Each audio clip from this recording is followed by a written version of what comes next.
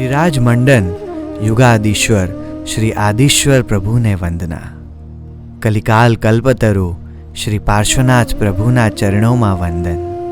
नानपणना बे मित्रों अमरकुमार अने सुरसुंदरी नानपणथी ज जेओ साथे रह्या, मोटा थता पण साथे ज रह्या।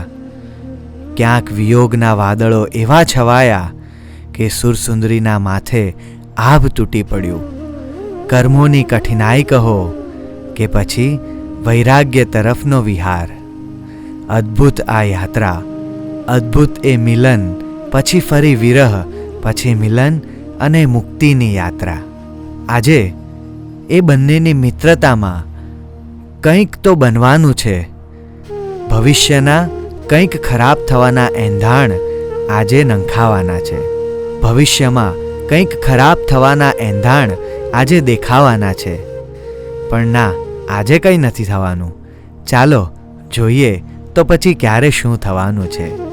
आजथी आपणी आ रोमांचक यात्रानी शरूआत करीए। अने हाँ, आ यात्रामां फक्त ने फक्त આપણે એક વસ્તુ પર ધ્યાન રાખીશું તો પણ કદાચ આપણો આ ભાવ સુધરી જશે। એ છે નવકાર મંત્ર પર વિશેષ શ્રદ્ધા। સુંદરી, આ મીઠાઈ ખાઈને પછી ભણવા બેસ। અમર, આજે કોના તરફથી આ ઉજાણી છે? તારા તરફથી સુંદરી। મારા તરફથી? હા, તારા તરફથી। પણ હું તો જાણતી નથી, તો પછી મારા તરફથી કેવી રીતે? તારા તરફથી મેં ઉજાણી કરી। કેવી રીતે?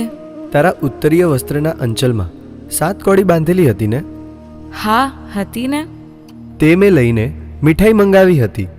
આપણી પાઠશાળાના બધા વિદ્યાર્થીઓને આપી તારો ભાગ રાખી મૂક્યો, કારણ કે તું નિદ્રાધીન હતી। હવે તું ખાઈ લે, પછી અભ્યાસ। વાહ રે વાહ, ન જોયો હોય મોટો નવાઈનો શ્રેષ્ઠી। પારકા ધનથી ઉજાણી કરીને તે મોટો જગન કરી દીધો। મને પૂછ્યા વિના બધાને વેચી પણ દીધી। એ તો કહો મારા શ્રેષ્ઠી, આવી તસ્કર વિદ્યા કોણે શીખવી? માં એમ જાણે છે કે મારો દીકરો સુપુત્ર છે અને દીકરાના આ ધંધા? આમ કરવાથી તારી કીર્તિ વધશે એમ તું માને છે? પરંતુ ધ્યાન રાખ, આમ કરવાથી તારી અપકીર્તિ થશે। પંડિતજીએ તને બુદ્ધિમાન સમજીને વિશેષ મહત્વ આપ્યું, એટલે તું બીજાઓની આ રીતે અવગણના કરવા માંડ્યો, એમ ને? સુંદરી, એક સામાન્ય વાતમાં તું આટલી બધી અકળાઈ ગઈ? તું આ વાતને સામાન્ય સમજે છે? ભલે સમજ, મારે મન આ મોટી વાત છે। માત્ર 7 કોડી જ હતી ને? 7 કોડી મેં લઈ લીધી, તેમાં તું આટલું બધું મને સંભળાવે છે? 7 કોડીમાં શું તું રાજ લઈ લેવાની હતી કે રાજકુમારી છે એટલે આટલો ઘમંડ? હા હા, હું રાજકુમારી છું। 7 કોડીનું હું ગમે તે કરું, તેમાં તારે શી પંચાત? 7 કોડીમાં રાજ લઉં। સુરસુંદરી રોષથી ધ્રુજી રહી હતી। એનો ગૌરવર્ણીય ચહેરો લાલચોળ થઈ ગયો હતો। એણે પોતાના પુસ્તકો લીધા અને પાઠશાળામાંથી બહાર નીકળી ગઈ। અન્ય છાત્ર અને છાત્રાઓ આ જોઈને સ્તબ્ધ થઈ ગયા હતા। તેમને મન અસંભવિત વાત બની ગઈ હતી। પાઠશાળામાં સૌ છાત્ર છાત્રાઓ અમરકુમાર અને સુરસુંદરીની મિત્રતા જાણતા હતા। અમરકુમાર પોતાની જગા પર બેઠો હતો। એણે પુસ્તકમાં મોઢું છુપાવી દીધું હતું। પંડિતજીની અનુપસ્થિતિમાં અમરકુમાર જ પાઠશાળાને સંભાળતો। તેણે છાત્ર છાત્રાઓને રજા આપી દીધી। સૌ છાત્ર છાત્રાઓ ચાલ્યા ગયા। પછી અમરકુમાર એકલો બેસી રહ્યો। તેનું તરુણ મન બેચેન બની ગયું। ક્ષણમાં ઉત્તેજિત થતું હતું, ક્ષણમાં રડી પડતું હતું। માત્ર 7 કોડી માટે સુંદરીએ બધા છાત્ર છાત્રાઓની વચ્ચે મને ઉતારી પાડ્યો, મારું ઘોર અપમાન કર્યું, મને ચોર કહ્યો। હું નહોતો જાણતો કે એ આટલી લોભી હશે। મને જાણ ન હતી કે એ 7 કોડીની ખાતર પ્રેમના ચૂરે ચૂરા કરી નાખશે। મને એના પર કેટલો બધો વિશ્વાસ હતો। મેં તો ધાર્યું હતું કે એ જાગીને એના ભાગની મીઠાઈ જોશે, મારી સામે આશ્ચર્યથી જોઈ રહેશે, મને પૂછશે। હું એને કહીશ કે આ તારા પૈસે મેં ઉજાણી કરી છે, ત્યારે ખુશ થશે। મને એના ભાગમાંથી મીઠાઈ ખવડાવીને પછી એ ખાશે અને કહેશે, અમર, હવે મારો વારો આવવા દે। તારા ખિસ્સામાંથી સોનામોર કાઢી લઈને હું ઉજાણી કરીશ। પરંતુ મારી જ ભૂલ થઈ છે। રાજકુમારી સાથે મિત્રતા જ ન બાંધવી જોઈએ। રાજાઓ અભિમાની જ હોય, એમની દીકરીઓ એમના કરતાંય વધારે ઘમંડી હોય। ભલે એનો ઘમંડ એની પાસે રહે. હું તો હવે એની સાથે બોલીશ જ નહીં, એની સામે પણ નહીં જોઉં. પેલા દિવસે જ્યારે પાઠશાળામાંથી અમે બંને સાથે ઘરે જવા નીકળ્યા હતા ત્યારે એણે મને કહેલું, અમર, તું બહુ સારો છોકરો છે, મને તું ખૂબ ગમે છે. પાઠશાળામાં ભણતા ભણતા તારી સામે મારી નજર જાય છે ને ચોંટી જાય છે. બસ તને જોયા જ કરું છું.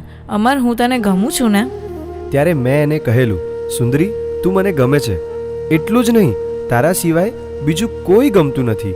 ત્યારે તેણે હર્ષથી ગદગદ થઈ મારો હાથ પકડી લીધો હતો અને ટગર ટગર મારી સામે જોઈ રહી હતી. એને કંઈક કહેવું હતું પણ ગળું રૂંધાઈ ગયું હતું. પછી અમે મૌન થઈ ચાલતા રહ્યા હતા. એ એના મહેલે ગઈ, હું મારી હવેલીએ ગયો હતો. અને એણે આજે શું કરી નાખ્યું? એની ભીની ભીની મોટી મોટી આંખોમાંથી આજે આગ વરસી મને દજાડી દીધો. શીતલ શશી સમૂહ એનું વદન આજે લાલચોળ સૂર્ય જેવું થઈ ગયું.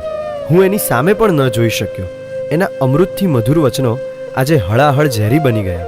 ના, હવે હું એની સાથે નહીં બોલું. જો કે એ અભિમાની છે એટલે હવે મારી સાથે નહીં જ બોલે. ભલે ને ન બોલે, એને ગરજ હશે તો આવશે બોલતી. મને એની કોઈ ગરજ નથી.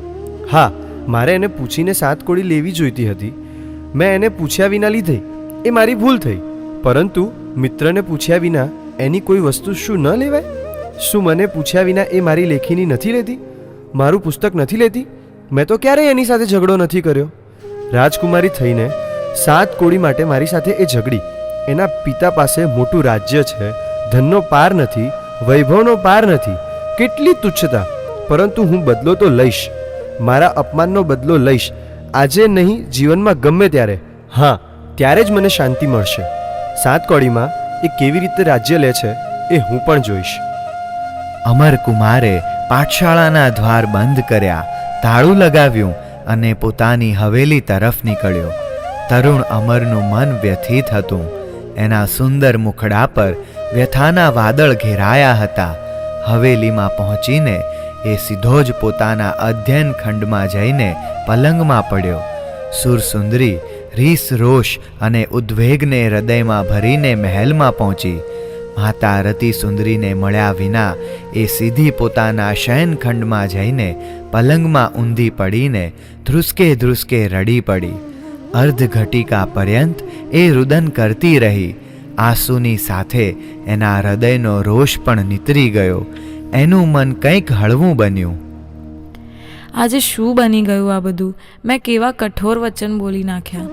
અરે રે, મને શું થઈ ગયું આજે? મારા અમરને મેં કેવું કેવું કહી દીધું. અરે, એણે મારી 7 કોડી મને પૂછ્યા વિના લઈને ઉજાણી કરી તો એમાં મારું ક્યાં રાજ લૂંટાઈ ગયું હતું? મારા ભાગની મીઠાઈ મને આપતા એ કેટલો ખુશ હતો. મેં આજે એને નારાજ કરી દીધો, એના હૃદયને તોડી નાખ્યું. બધા છાત્ર છાત્રાઓની વચ્ચે મેં એનું અપમાન કરી દીધું, એને ઉતારી પાડ્યો. ગમે તેમ તોય એ પાઠશાળાનો શ્રેષ્ઠ છાત્ર છે. એની હોશિયારી પર તો હું ગૌરવ લઉં છું. મને એની વાણી ગમે છે, મને એનું મુખડું ગમે છે, મને એની ચાલ ગમે છે, મને એનું બધું જ ગમે છે. અને મેં આજે એને ઝેર જેવી વાણી સંભળાવી દીધી. ઓહો, ધિક્કાર છે મારી જાતને. હવે એ મારી સાથે નહીં બોલે. હા, નહીં બોલે, મારી સામે પણ નહીં જુએ. સુરસુંદરીની આંખો આંસુથી છલકાઈ ગઈ. ફરી તે ધ્રુસકા નાખતી રડી પડી અને સ્વગત બોલવા લાગી. ના ના, અમરની હું ક્ષમા માંગીશ. એના પગમાં પડીને ક્ષમા માંગીશ. એ જરૂર મને ક્ષમા આપશે. જો એ મારી સામે નહીં જુએ તો હું નહીં જીવી શકું. એ મને નહીં બોલાવે તો હું ભોજનનો ત્યાગ કરીશ. એ મારા પર ગુસ્સો કરશે તો કરવા દઈશ. એ મને કડવા વેણ કહેશે તો હું ચૂપચાપ સાંભળી લઈશ. એ મારું અપમાન કરશે તો કરવા દઈશ. પણ અમર વિના મને નહીં ચાલે. એ તો મારા હૃદયનો દેવ છે. મને શ્રદ્ધા છે મારા અમર પર. એ મને નહીં તરછોડે. એ મારો અપરાધ ભૂલી જશે. એ મને હસીને બોલાવશે. અમારી મિત્રતા નહીં તૂટે. હું તૂટવા નહીં દઉં. અમારી મિત્રતા અમર રહેશે. બીજા દિવસે જ્યારે સુરસુંદરી પાઠશાળામાં આવી ત્યારે પાઠશાળામાં અભ્યાસ ચાલુ થઈ ગયો હતો. પંડિતજી સુબુદ્ધિ અધ્યયન કરાવી રહ્યા હતા. સુરસુંદરીએ પંડિતજીને નમસ્કાર કર્યા અને પોતાની જગાએ બેસી ગઈ. એણે અમર તરફ જોયું અને એના હૃદયમાં ચિરાડો પડ્યો. અમરનું મુખ મ્લાન હતું, મુખ પર ઉદાસીનતા હતી. એની દ્રષ્ટિ પંડિતજી તરફ હતી. સુરસુંદરીની આંખો ભીની થઈ ગઈ, પણ તુરત જ વસ્ત્રોથી આંખો લૂછીને તે પંડિતજી તરફ જોવા લાગી. પરંતુ એનું મન, એના નયન વારંવાર અમર તરફ વળતા હતા. અમરની દ્રષ્ટિ સ્થિર હતી પંડિતજી તરફ. અલબત્ત એના મનમાં તો સુરસુંદરી જ ઘૂમરાતી હતી, પણ એનો સંકલ્પ હતો સુરસુંદરી તરફ નહીં જોવાનો. અમરકુમાર મૌન હતો. હંમેશા વાચાળ રહેતા અમરકુમારના મૌને સહુ છાત્ર છાત્રાઓને વ્યથિત કર્યા. સુરસુંદરી પણ પોતાના સ્થાને મૌન બેઠી હતી. એને સૂઝતું ન હતું કે એ અમરકુમારને કેવી રીતે બોલાવે. કદાચ બોલાવે અને અમર ન બોલે તો? બોલે પણ ગુસ્સે થઈ જાય તો? કદાચ પોતે પોતાનું અપમાન સહન ન કરી શકે તો?